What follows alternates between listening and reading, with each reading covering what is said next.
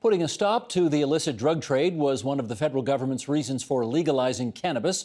But with the bumpy rollout in Ontario, obtaining legal weed can reportedly still be a challenge. So, is it really putting an end to illegal pot? Manisha Krishnan is senior writer at Vice Canada. She's on this beat and joins us now for more. Nice to have you here, Manisha. Thanks for having me. First time here, I believe. Yeah. Here's something you wrote a couple of months ago. Sheldon, if you would, let's put this graphic up. If you're to believe the Canadian government's hype, legalizing recreational weed is all about eradicating the black market. But the government's ability to succeed in its goal of getting rid of the black market will depend on a lot of factors: price, access, quality, and diversity of product, to name a few. Okay, considering those factors, how do you think Ontario's rollout of legal cannabis has gone so far? I think it's fair to say that Ontario's rollout has been pretty shaky. We're not doing great. We have 0 brick and mortar weed stores. You compare that to the rest of the country, almost every other province and territory has at least 1 store. So we are failing pretty badly on the accessibility front. And then the Ontario Cannabis Store, which is the online store where Ontarians can buy weed, has also had a lot of issues, including delays and things like that. People complaining about the product, people complaining about price. So I think, overall, we haven't been doing a great job. Let's unpack that. How come we have been so late to the party in terms of bricks and mortar outlets?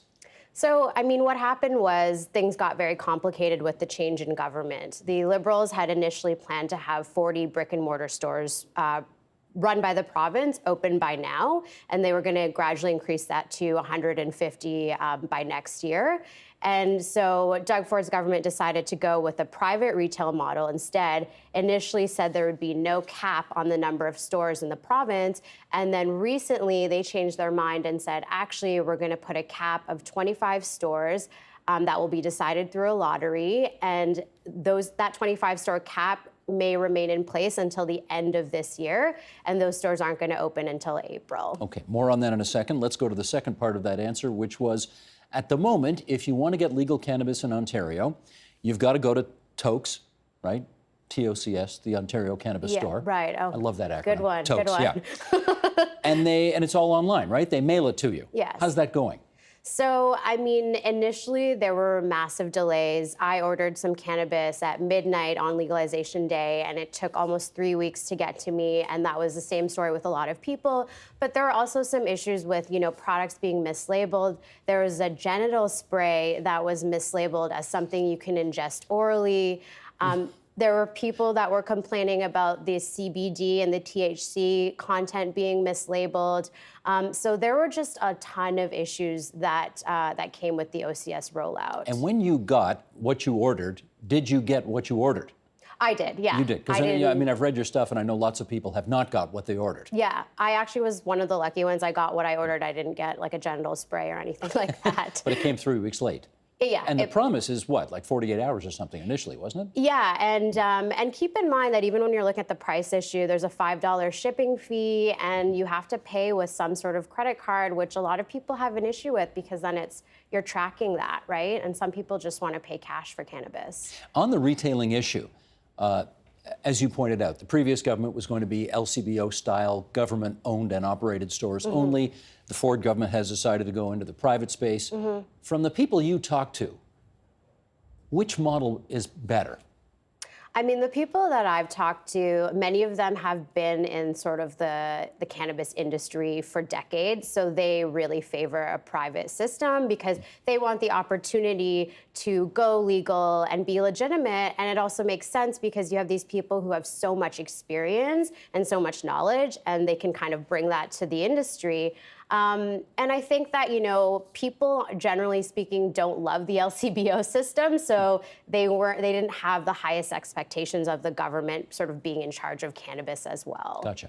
Okay, let's look into the 25 stores that are the actual 25 bricks and mortar stores that are expected to be up, I guess, by the end of the year or something like that? Well, by April. By April, yes. Okay. The 25 stores are going to be chosen by a lottery. How's it going to work? So basically, currently, you can submit an application to be one of the 25 retailers.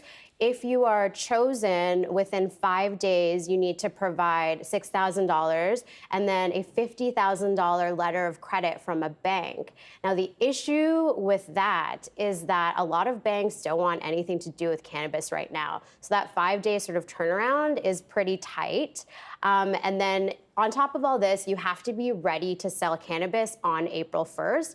If you are not, the government will ding you $12,500 on day one, another $12,000 around April 15th, and then the end of the month, basically, they'll take your entire $50,000 deposit. So if I'm reading between the lines here, if you need to be able to demonstrate that you've got $50,000 available fast, this presumably means we're not going to see a lot of mom and pop operations. Exactly. It's really favoring sort of bigger retailers. Licensed producers are not allowed to apply for the lottery, but it's still favoring people with, a lot of capital, deep pockets, and maybe people who already have retail locations sort of leased.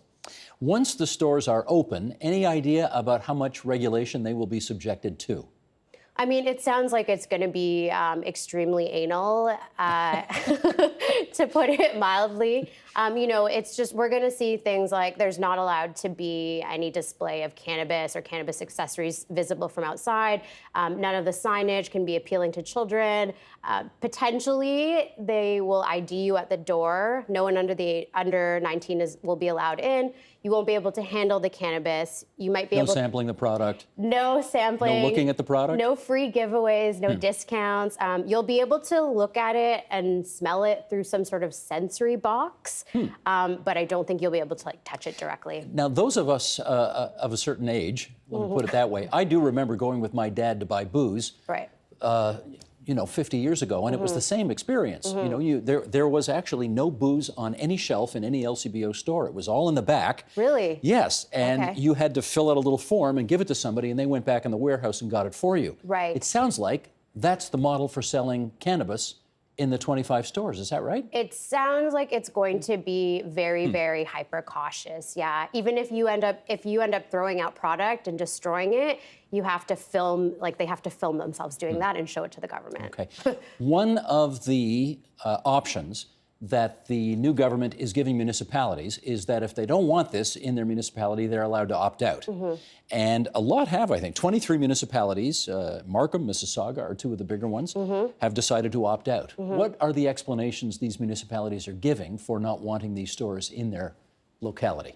I think one of the issues is, so if you opt in, the provincial government has a say on where the retail location will go. So I think some of these municipalities are hesitant because they want more say of exactly where the stores will go.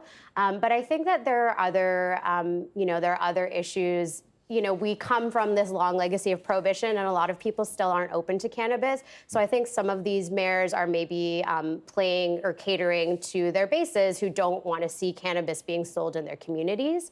But the issue is that if you don't allow legal stores, you're basically allowing the black market to continue to thrive. Now, I know you reported on the Colorado situation because they got here a few years before we did. Did you go to Colorado? I didn't. You just had to do it by phone or that kind of thing? Yeah. Anything they did that we can learn from? I mean, it was interesting. I talked to two different, one mayor and then another sort of counselor. One place agreed to have legal stores and the other place opted out. And the place that opted out, the guy that I talked to, he said they really regretted it. And what was happening was people were driving longer distances to go to legal stores, and then that ended up encouraging them sort of to drive high because they were going longer distances to get their legal weed. Whereas for the place that did end up opting in, they made a lot of money, and they've put that money towards kind of rebuilding roads and stuff like that. But that's because cities there can charge a high sales tax for weed. Now, I know this because I've read your stuff. You have contacts with folks who were in the black market in cannabis sales. And of course, these are the people that the government is hoping to put out of business by making it all legal. Now that it's legal, how's the black market doing? So one of my sources who is more of like a wholesaler type situation, so not a dispensary person. But anyway, he was saying that what he thinks is going to happen is that there's more of a return to more of a traditional underground black market, you are seeing more things like delivery services where you have like a phone number, it's almost like Uber for weed kind of thing, instead of these storefronts. But even in Toronto, there's still, over a dozen dispensaries that are currently open. And another one of my sources says he thinks more are going to open now because of this 25 store cap. I thought people were, at least people who wanted to go legit, were getting out of the gray market, we're getting out of the sort of illegal dispensary market, storefront stuff. Yeah. Because they, if they want to go legal, they don't want to get caught, right? Yeah, exactly. But I think with all the rule changes and now this 25 store cap, and maybe some of those people realizing I'm not really going to have a shot in this legal regime.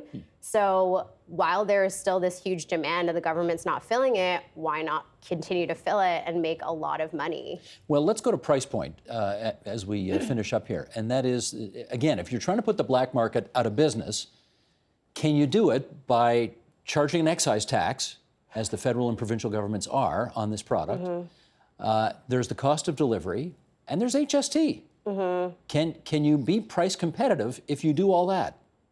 I mean, you know what? The legal market, it's always going to cost more than the black market, especially when you get into like buying in bulk and stuff like that. But I do think there is an appetite for legal stores. I think that one of the main factors is going to be convenient. If it is convenient to go buy legally, then people are just going to do that, and they're probably going to pay $1 or $2 premium.